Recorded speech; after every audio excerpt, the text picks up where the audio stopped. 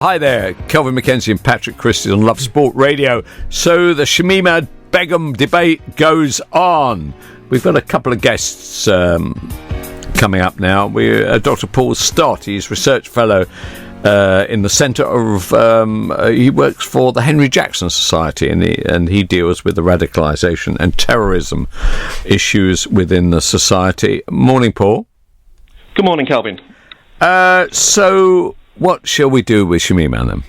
Leave her where she is, bring her home, find another Arab country that wants to take her? What should we do? Well, I think bringing her home's the worst possible option, to be brutally honest, Kelvin. She was one of a group of three young women who followed out a school friend who'd gone over to Islamic State earlier, and all of them went in the period many months after, for example, Alan Henning was executed, and we had the series of Islamic State executions. So, I mean, they knew full well what they were doing, and in many ways theirs was a single ticket, not a return. And you know, we shouldn't really take the position that there should be some exemption from women who went out there. And listening to her as a 19-year-old, her views haven't changed. If anything, they're as bad as when she joined Islamic State. So joining us now on the line is Moazzam Begg. He's a former Guantanamo Bay detainee, and is now somebody described as the outreach director for the charity Cage. Morning, Moazzam. Good morning. So, Shamima, what should we do? Leave her out there or bring her back? Well, if we leave her out there, here's one of the questions: what happens next? She remains there in the SDF territory of the Kurds. They don't want her in her, and at some point she'll get released, as other people will be released.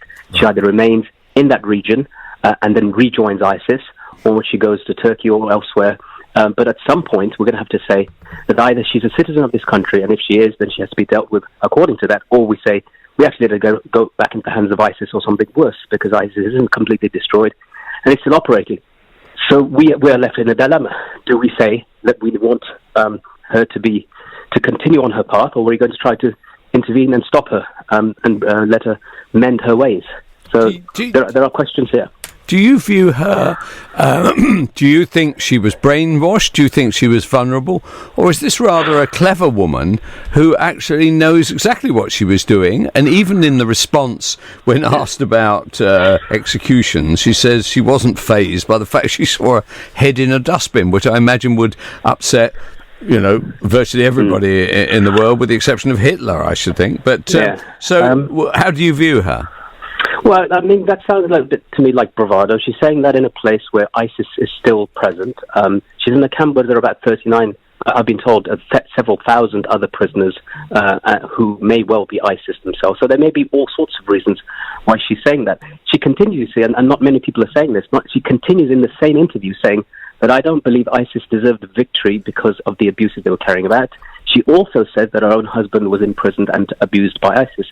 So that's not a convenient part of the story, because it doesn't give us a black and white picture. It's not convenient, in my opinion, because she actually says that she doesn't believe, because of the corruption and underground oppression that goes on in ISIS, that they don't deserve to have the caliphate. She doesn't say anything about their views on homosexuality, on women's rights, or violence. Well, it's definitely not I mean, homosexuality and so forth is hardly the discussion that anybody's having with her. No, but it doesn't help though, Moazzam, when they throw gay people off roofs out there. But let's deal with the violence that exists out there. Do you applaud ISIS violence, or do you quite a serious area? Held without charge or trial. I was returned, apologised to, compensated, and to carry on, please. Well, my question is: do you agree with violence to get to the end, or do you not agree with it? Do I agree with violence? Yes, as the end game in the Middle East. This doesn't make any sense, because British forces are carrying out acts of violence. It doesn't make sense. I mean, do I agree with violence? How do you mean British forces? Do you mean our armed services? British forces, American forces, Assad's forces, Iranian forces, Russian forces. Everybody's carrying out violence in that region. Well, they're doing it to put down people like ISIS. And do you support ISIS? Why would you ask me such a question? Well, I'm just asking you. The answer is yes or no. I mean, would you ask this question of Paul Stott? Did you ask him that question? Hold on. Paul Stott hasn't been in Guantanamo Bay, has he? So, but what's Guantanamo got to do with Syria and ISIS? Well, only the sense that obviously somebody at some stage felt that you were and then when I was returned, I was compensated, apologised. Yeah, when I was returned, I was compensated, apologised to. There's now been an inquiry by the government saying that they were involved in torture and so forth. So again, I ask you this question: what does Guantanamo have to do with Syria?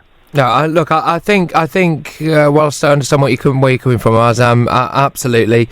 I do think there is a simple yes or no question that Kelvin asked.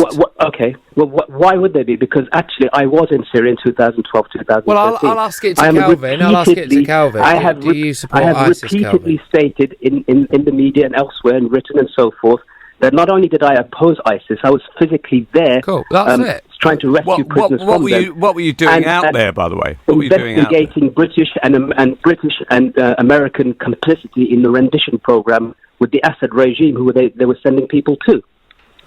Okay, Paul, you've heard the defence by Moazzam, the suggestion that that she may have been vulnerable. Or do you accept that? Well, first of all, it was interesting listening to Moazzam, because I've got a book in my hand here, The Religious and Moral Doctrine of Jihad, which his bookshop in Birmingham, Maktaba Publishers, Lady Paul Road, Sparkhill, published. Religious and Moral Doctrine of Jihad, with a sword on the front cover. So some of the protestations on this issue really come down, both with Moazzam and with Shamima, come down to the fact that this is a sort of doctrinal dispute. Moazzam Begg doesn't support Islamic State. He does support and sympathise some of the other jihadist organisations, such as HJS in Syria. Hold on a sec. Hold on a sec. Let Moazzam reply to that. Go on, Moazzam. Hold on a sec. You know, and I know, that the British government has been supporting Mujahideen and jihadi groups since the 1980s. The RAF even gave support to the Libyan Islamic Fighting Group as late as 2012, bombing Gaddafi and supporting jihad there openly. What do you say about that?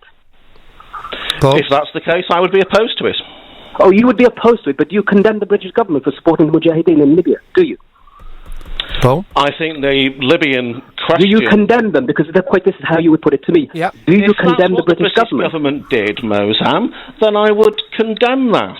Then because we should be on the opposite side. We should be supporting democracy. The British government we should be supporting the democratic actors, not supporting the jihadists and the Islamists. The British government... Moazzam, could I ask you a question? Go back on Shamima for 1 second. Sure. When my view is that at some stage she's going to be back in our country anyway, right? She's a UK national, and there's no example of them being banned from the country, of people in her situation. What is the percentage of those people that have been associated with terrorism, ISIS terrorism, of giving up their views successful de-radicalisation? Good point. Well, I don't know what the figures are, but I think that there's unanimity in the British Muslim community about the opposition to ISIS. There's never been such unanimity from Islamic scholars from across the board who've actually spoken out against them, who've tried through their own methods. I've tried myself so many times and have succeeded actually stopping people joining ISIS or joining that organisation, just from not only from an Islamic perspective, but from a perspective that's on the ground, that actually details the abuses that they've carried out and reminds them that they had beheaded people like Alan Henning, who went out there to help the Muslim community. He did indeed, yes. I think one of the issues, Moazzam, is, from where I'm sitting anyway, is if there isn't any hard evidence to suggest that the de-radicalisation programmes, whilst we can argue, all right, we have a moral duty to try to go through that process with this lady, if there isn't really much hard evidence to suggest that they would work, is it not quite a significant risk for this country to let her in? Because once she's back, if it doesn't work, then we're not in a great position, are we? Let's just analyse that, okay? The people who carried out the Manchester attack, the ones who carried out the London Bridge attack, the ones who carried out the one in Parsons Green. Yeah. All of these guys did it despite the imposition of the prevent duty, which is part of the law. So Salman Abedi, who carried out Manchester, was actually reported to the police by his own community. So this is not for lack of people trying, even from the Muslim community, to try to stop this happening. This is because of failure of procedure, failure of law, and about populism pushing the agenda that somehow this is all going to stop us. I mean, we have to answer this question, don't we? That all of these laws, we've had a law just passed 2 days ago, literally, that have essentially, to stop terrorism, have made us less safe. All the wars and the invasions and the drone strikes and so forth have made us less safe. And where is the accountability from government in relation to that? That's the real question. I don't think Shamim will pose a threat because there'll be too much surveillance on her, and I think she'll be too busy having a baby because she's at the moment heavily pregnant, 9 months. So I don't think some of the scaremongering really is what we need as an answer. We need to be we are a country that fought off the IRA and its threats for decades. 3,000 people were killed. And somehow now all of a sudden we're saying that this pregnant woman is going to be a threat to the country. Seriously? She's going to be a cost to the country, though, isn't she? And that could be seen as an issue. Dr. Paul, I'd just like to come back to you on this for closing remarks based on what Moazzam said, really. Well, I think in terms of people going out and coming back to the UK, one of the women who wants to come back is a woman called Shamima Begum from Manchester, who last I heard of was in Turkey. Her husband, we took him back from Guantanamo Bay, a man called Jamal al-Harif. He subsequently went out to Syria, joined Islamic State and died in a suicide bombing there.